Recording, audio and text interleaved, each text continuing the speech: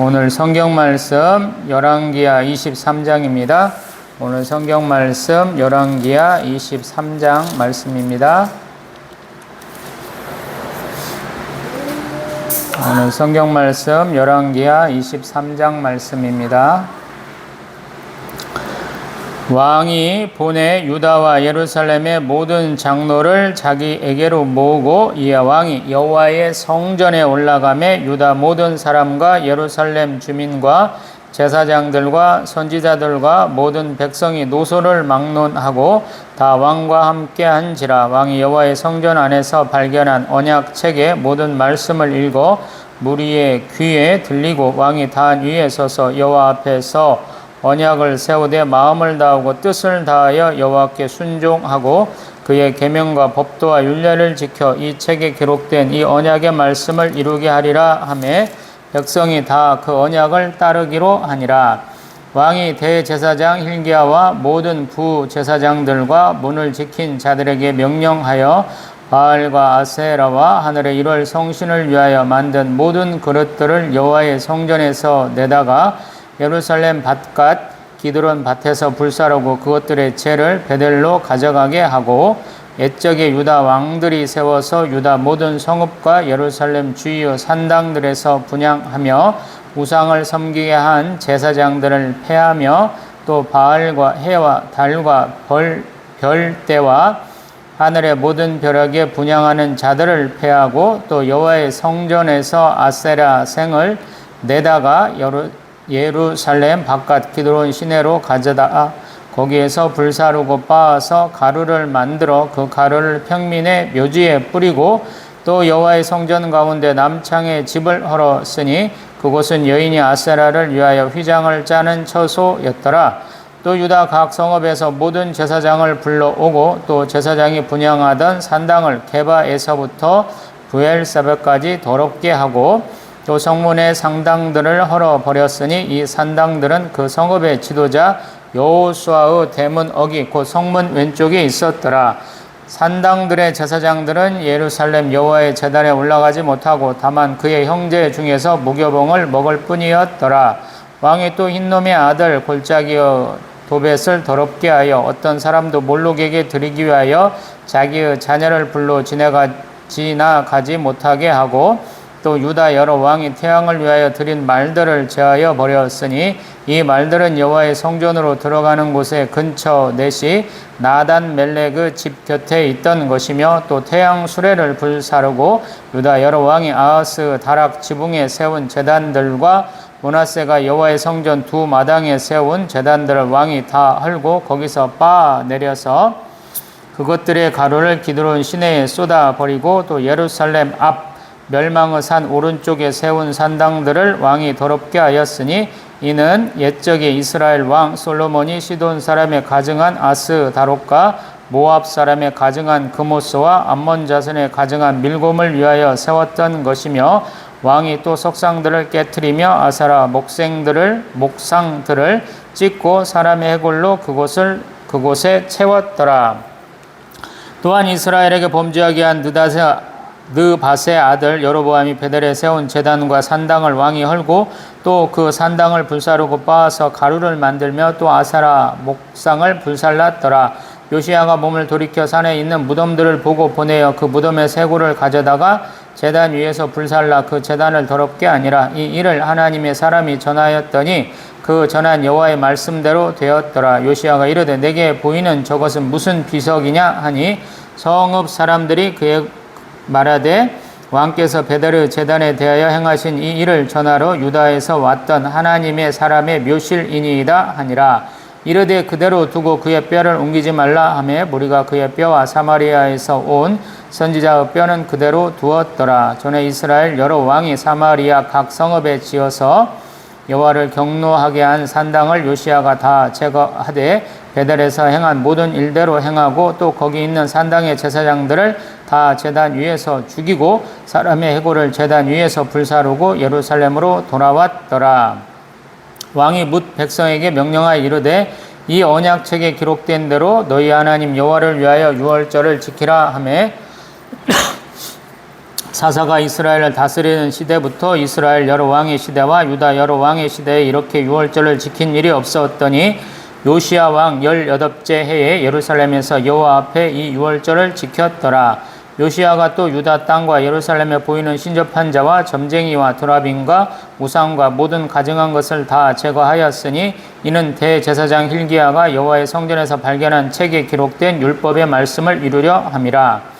요시야와 같이 마음을 다하며 뜻을 다하며 힘을 다하여 모세의 모든 율법을 따라 여호와께로 돌이킨 왕은 요시야 전에도 없었고 후에도 그와 같은 자가 없었더라. 그러나 여호와께서 유다를 향하여 내리신 그 크게 타오르는 진노를 돌이키지 아니하셨으니 이는 므낫세가 여호와를 경노하게 한 그 모든 경노 때문이라.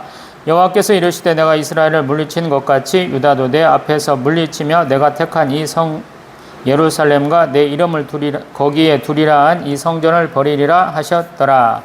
요시야의 남은 사적과 행한 모든 일은 유다 왕 역대 지략에 기록되지 아니하였느냐.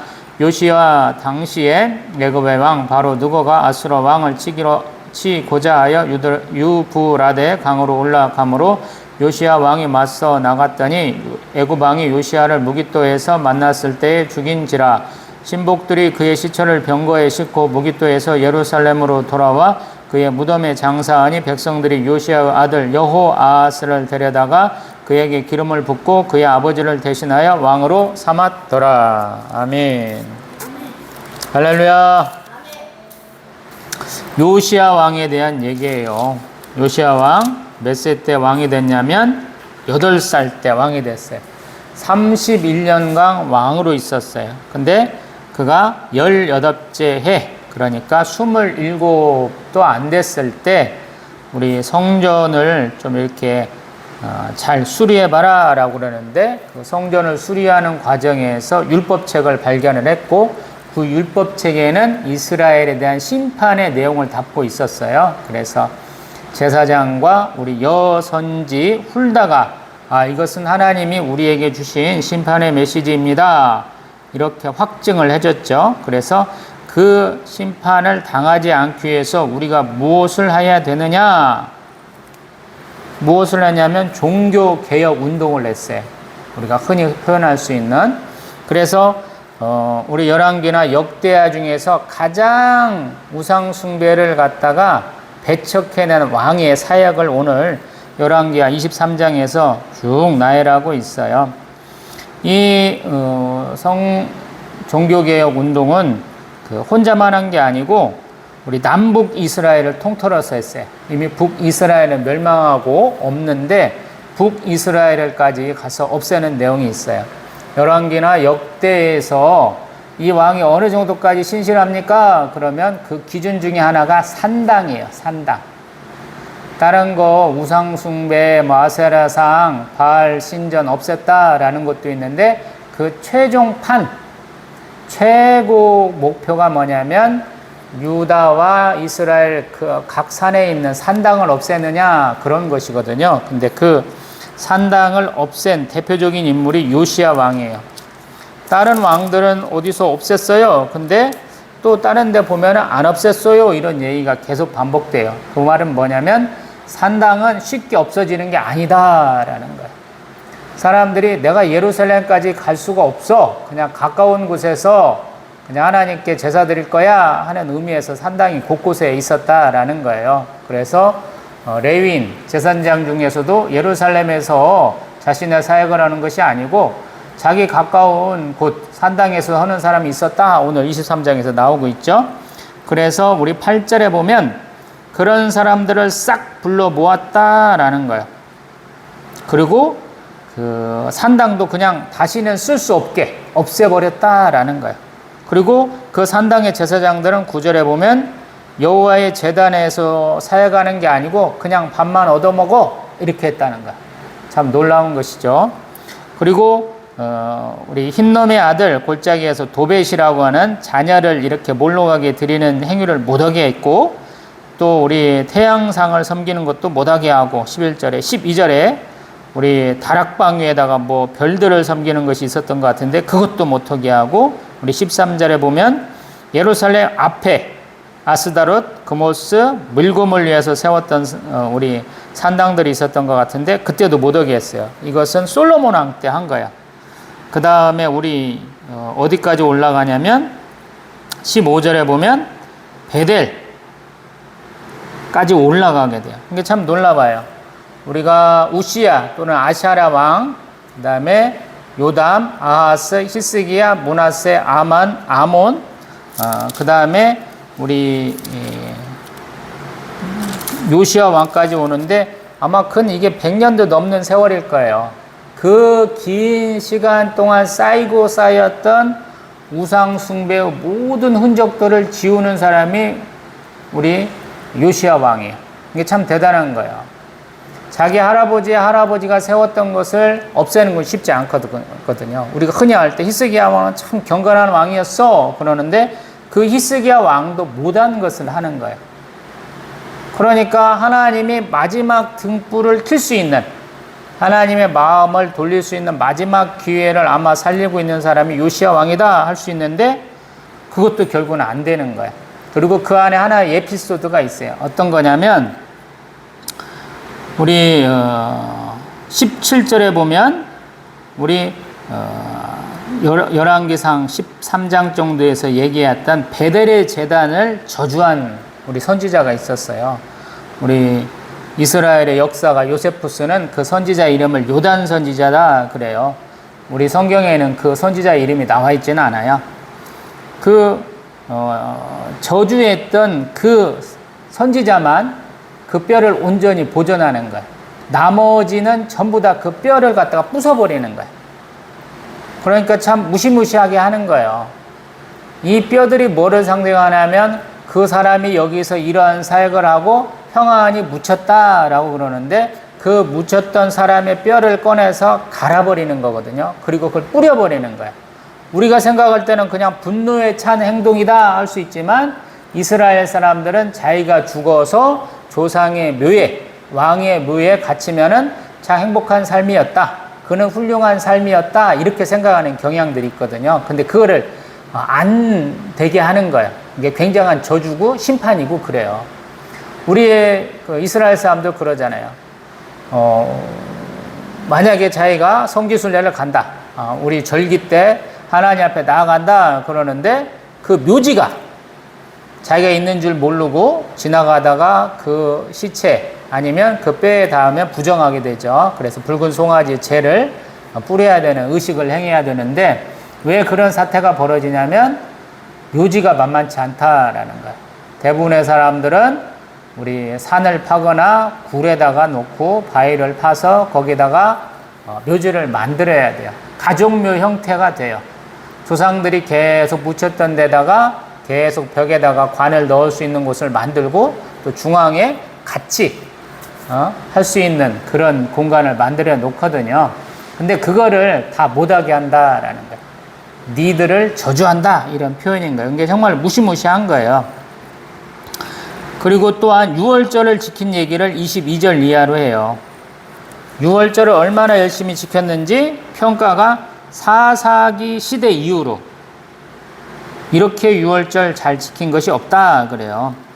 물론 이제 역대하에 가면 우리 선지자 사무엘 이후로 유월절 이렇게 지킨 적이 없다 이런 표현도 하기도 하고 그래요. 우리 느헤미야서 가면은 느헤미야 총독이 초막절을 굉장히 잘 지켰다 그래서 여호수아 때부터 초막절을 잘 지켰다 이렇게 얘기를 해요. 그래서 우리가 생각할 때는 왕이 선하든 악하든 하나님이 정하신 그 절기들을 잘 지키지 않았을까 이렇게 생각하는데 사실은 아니다라고 얘기하는 거예요. 우리가 상식적으로 생각할 때 이 사람들은 혼합신앙에 빠져가지고 여호와 하나님도 섬기고 이방신도 섬겼을 것이다 그러는데 아니다는 거예요. 하나님을 섬기는 행위는 점점 줄어가고 이방신 우상 숭배하는 것이 점점 많아졌다 이 얘기를 하는 거예요. 그리고 그러한 것들을 일시에 해소하기 위해서 정화시키기 위해서 요시야 왕이 최선을 다했다 이렇게 표현을 하는 거예요. 그래서 25절에 뭐라고 표현하냐면 요시야와 같이 마음을 다하며 뜻을 다하며 힘을 다하여 모세의 모든 율법을 따라 여호와께로 돌이킨 왕은 요시야 전에도 없었고 후에도 그와 같은 자가 없었다. 아멘. 온전하고 정직하여 여호와를 경외하며 악에서 떠난 자, 욥에 대한 평가죠. 욥기에 3번에 걸쳐서 나와요. 하나님이 인정하는 사람이다라고 할 수 있거든요. 근데 요시야는 굉장한 사람이다라는 거예요. 다윗 왕 이후로 가장 큰 평가를 받은 사람이 요시야가 아닐까? 열왕기 하에에서는 그렇게 표현할 수 있는 거예요. 마음을 다하고 뜻을 다하고 힘을 다하여 주 너 여호와를 사랑하라.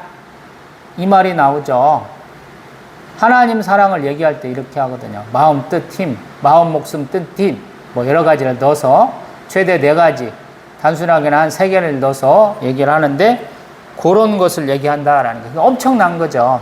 근데 그렇게 하나님 잘 섬겼으면 하나님이 복 주셔서 하나만 남은 남유다 왕이 힘을 떨쳐서 북이스라엘까지 회복해야 되지 않느냐, 이런 기대를 할 수 있잖아요.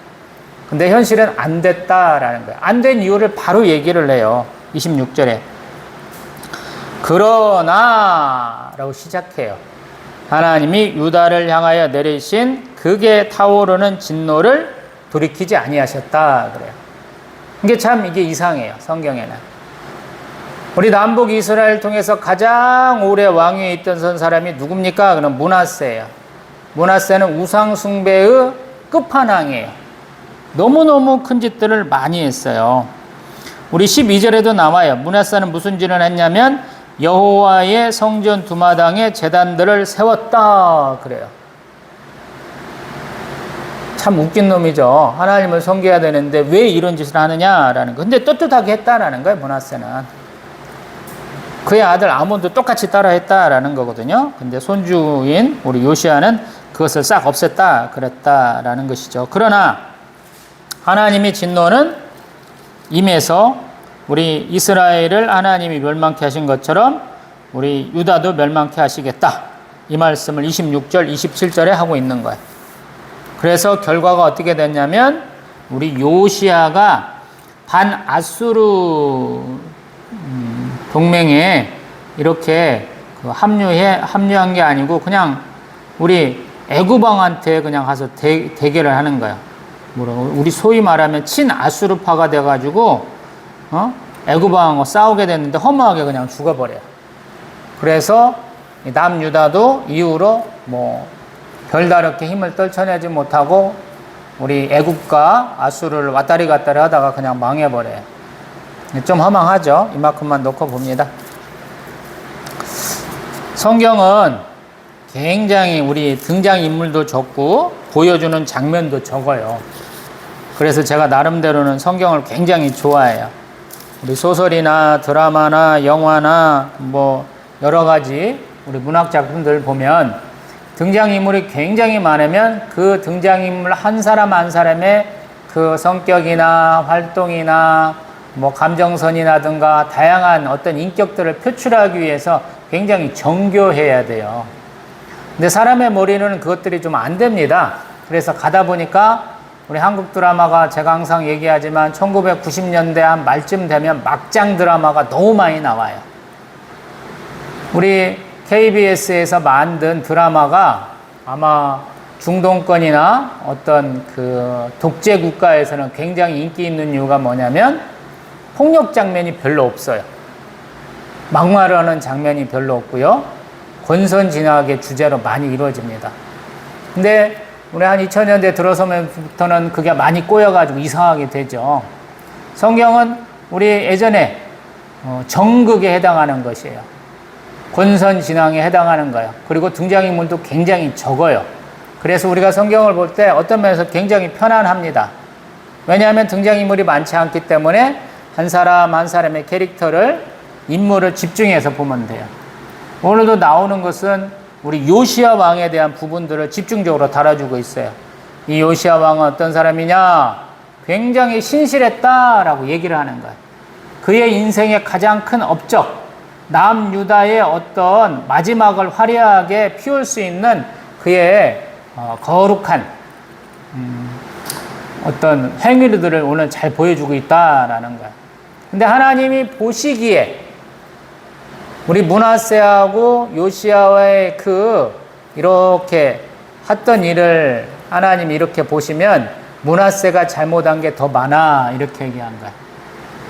이게 우리의 그 판단과는 많이 다른 것이죠. 55년 동안 그냥 편안하게 산 사람과 기껏이야 우리 요시야 왕은 31년밖에 안 했는데 어떻게 이런 차이가 나요? 할 수 있는 거거든요. 물론 제가 항상 얘기했듯이 왕들은 한 사람이 쭉 하는 게 아니에요. 왕의 나이가 먹던가 아니면 여러 가지 일들을 위해서 그 다음 때를 이을 그 왕자, 우리는 흔히 왕세자 이렇게 표현할 수 있는 사람이 같이 사역하는 경우가 많이 있어요. 우리 성경에는 그렇게 얘기 않지만 우리 학자들은 그렇게 판단을 하고 있거든요. 그렇기도 하지만 결국에는 우리 요시야 왕이 마지막 종교개혁 운동을 했는데도 불구하고 살려내지 못했다 이거예요. 그래서 우리 이것은 새삼스럽지는 않아요. 왜 그러냐면 우리 다윗 왕, 솔로몬 왕, 다음에 르호보암, 아비암, 아사 뭐 이런 왕들 쭉 보면 외적의 침입에 대비해서 우리 남북 이스라엘 간에 대전한 서로 싸우면서 내전을 하면서 누가 이기냐? 하나님 앞에 거룩하고자 노력하는 사람이 이긴다. 이 얘기를 계속하고 있는 거거든요. 근데 내전이 계속 되면서 외부의 침입은 또 이겨내지 못하는 장면들이 또 계속 연속해서 나타나요. 지금 남유다도 어찌어찌 지금 혼자 홀로 남아있긴 하지만 북이스라엘이 망하면서 굉장한 어떤 압박을 받고 있는 것이죠. 그 압박을 므낫세는 정치적으로 보면 그들과 같은 색채를 가지려고 노력했다라고 보면 돼요. 그들이 믿는 신을 믿어서 해결하는 거거든요. 아하스 왕이 그 짓을 했어요. 북이스라엘과 아람의 공격을 무찔러준 우리 아수르의 그러한 모습을 따라가는 그런 모습을 보였었거든요. 근데 그것들이 계속 왕들 가운데 있었다라는 거예요. 근데 하나님이 아무 말도 안 한 것 같은데 갑자기 이 요시야 왕이 하나님 앞에 보일 수 있는 가장 큰 헌신을 보임에도 불구하고 그 헌신 갖고는 안 되겠다 이렇게 얘기하는 거예요. 그래서 항상 무서운 거죠. 그래서 성경이 항상 우리 십계명에도 얘기하지만 하나님이 악과 과실과 죄를 용서하시지만 그 벌은 자손 3, 4대까지 미치게 하신다 이렇게 말씀하고 있거든요. 우상 숭배에 대해서. 그것과 동일한 거예요. 그래서 항상 무섭다라는 거예요. 나의 삶이 나에게는 만족스럽고 나에게는 화가 안 되지만 내가 잘못한 행위로 인해서 내 자손이 복을 받지 못한다 이렇게 얘기하시는 거거든요. 그래서 항상 우리 자신이 노력해야 된다라는 거예요. 내가 만족합니다로 안 된다라는 거예요. 하나님이 기뻐하실 만한 행위를 해라라는 거예요. 이 요시야 왕도 실컷 우리 애굽 바로하고 싸우러 가는데 바로는 이제 역대에서 보면 말리거든요. 근데 안 들어. 그 어이없게 죽어버려요. 그래서 쫄딱 망하게 되는 그 뭐 단초가 되거든요. 그래서 항상 깨어 있어야 된다라는 거예요. 내 인생의 가장 큰 업적은 하나님을 잘 섬기고 내 주변에 있는 사람, 내 나라가 우상 숭배하지 않도록 만드는 거야. 큰 일을 하고 이게 다 끝난 거야 라고 할 수 있지만 그걸로는 끝나지 않는다라는 거예요. 우리는 한때의 사역이 내 일생을 책임진다 이렇게 말할 수 없는 거예요. 우리 구원파가 있잖아요. 이단 중에. 하나님이 한번 우리 구원하시기로 맘먹으면 이후에 무슨 일을 해도 괜찮아 이렇게 하잖아요. 이게 바보 같은 소리잖아요. 우리 성화는 우리 영화에 이럴 때까지 두렵고 떨므려 해야 된다 이렇게 말하는 사람이 별로 없어졌잖아요. 요즘에는 세례 한 번 받으면 돼, 내가 하나님 믿으면 돼, 그렇게 얘기한 사람이 수두룩 빡빡이잖아요.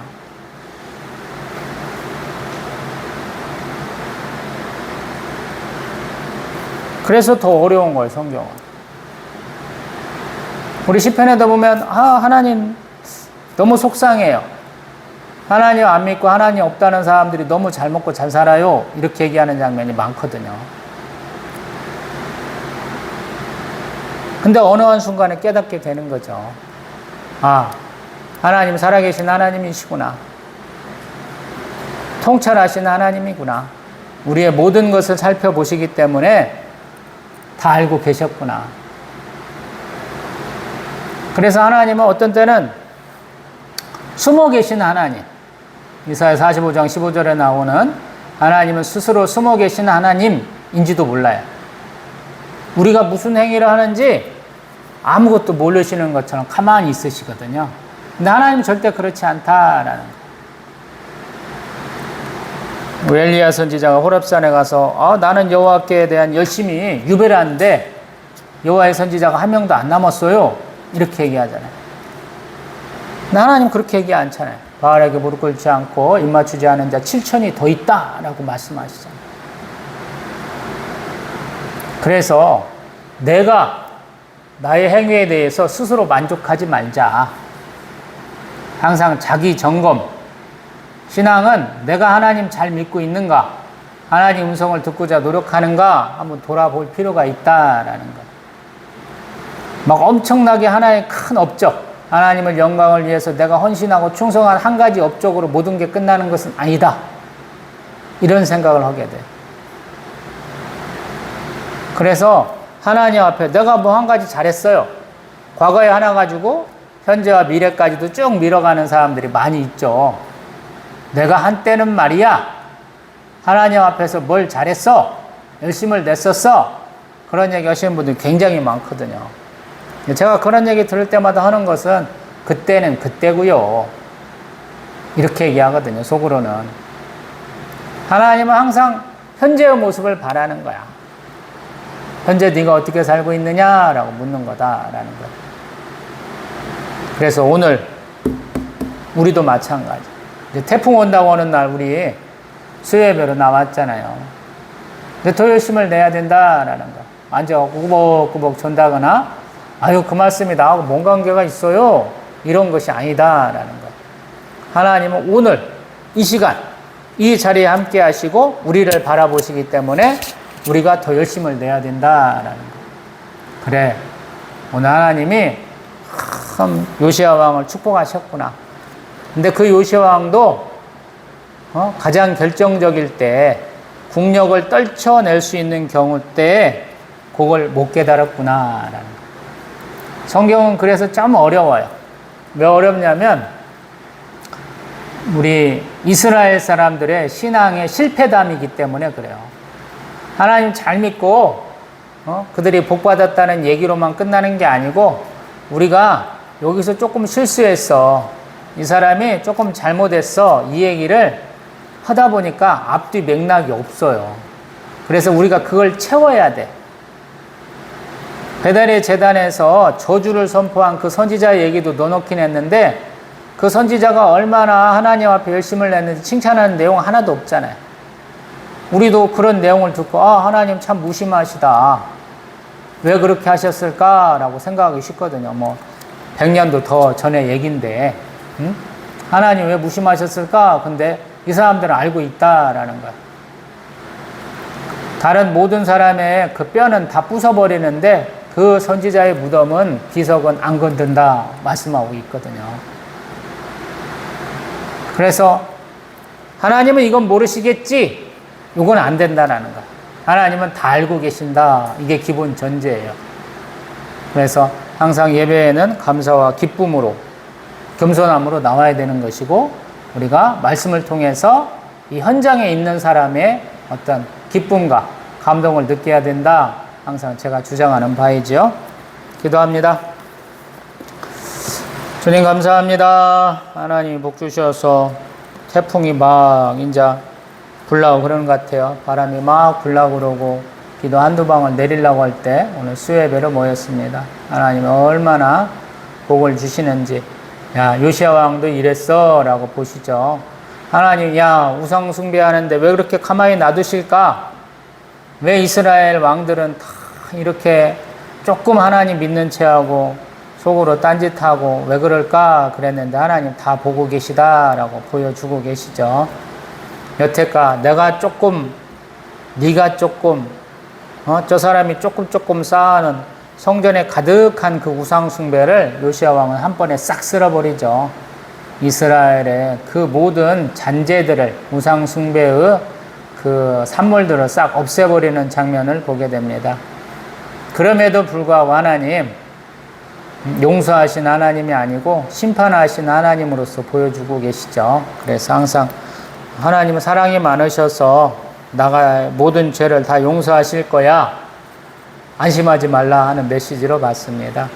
하나님 다 보고 계심으로 하나님이 우리를 용서하시기도 하고 또 사랑하시기도 하는 것은 하나님의 주권적 행위다라는 것을 인정하게 하시고 더 겸손하게 하나님이 기뻐하실 만한 일이 무엇인가 찾아서 열심을 내보라 하는 뜻인 줄 믿습니다. 우리 청야교회 더 힘내게 하시고 저와 윤정사모 신상우 더 예배에 힘쓰는 자들 되기를 소망합니다.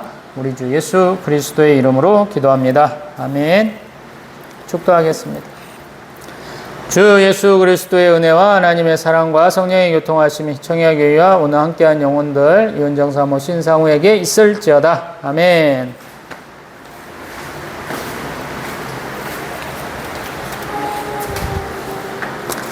주님 감사합니다. 우리 신상우 잘 달리게 하옵소서. 우리 동생들하고 달리기 시합하는데 오늘 져가지고 우산 뺏겼다고 펑펑 울더라고요. 주여 다리에 힘있게 하시고 또 감정의 변화 없게 하옵소서. 느긋하게 대할 수 있도록 마음에 여유 주시고 또 관계의 복 주시기를 원합니다. 주님 사랑합니다. 우리 주 예수 그리스도의 이름으로 기도합니다. 아멘.